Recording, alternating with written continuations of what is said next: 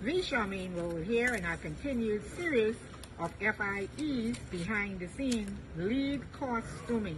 And I have here with me, give your name, sir. I'm Les Johnson. Les Johnson, is there an alias?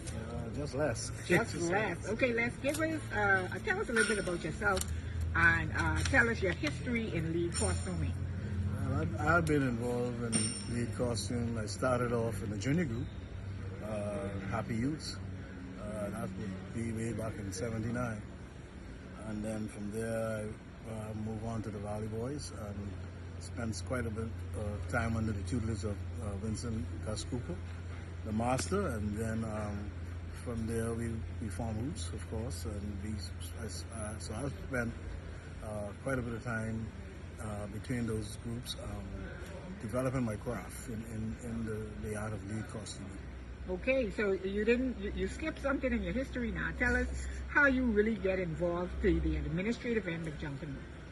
Okay, well, administratively, well, of course, I was one of the founding leaders of Roots, and from there, I went on to lead the JCNP for a few years, and I was the second chairman of the JCNP, and so I spent some time in administration at Junkanoo there. And then stepped away from the leadership, both at the administrative level and the group level, and just decided to stand on the side and let the fellas do their thing while I just practice the craft. Okay, so lead costuming, how long does it normally take you to construct a lead costuming? Well, it depends, anywhere from 4 months. Sometimes if you don't start that long, you only have 3 months to get it out. So the time varies, but to really do a good job, I would say 4.5 to 5 months. 4.5 to 5 months. That's some time, because I hear these fellas who I've been talking to throwing in 2 months and a month. So well, it depends on what extent they're taking it to. What kind of detail they want to put into it, what kind of innovations they want to put into it.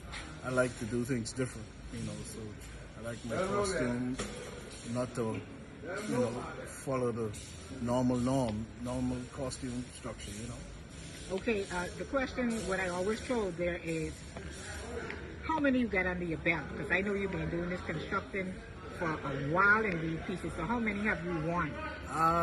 Well, I've not kept check, but I have a couple.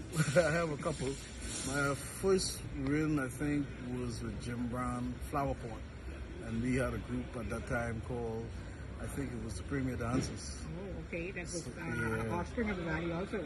Yeah, right. It was an Offspring of the Valley. So that's quite some time. And then between, I've never kept a record like some people like to boast, but I know we've had a few wins under our belt. Okay, and so your love for this Junkanoo, where does it come from?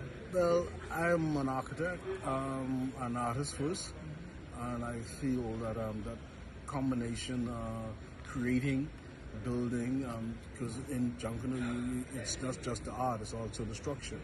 And so you kind of get an opportunity to combine those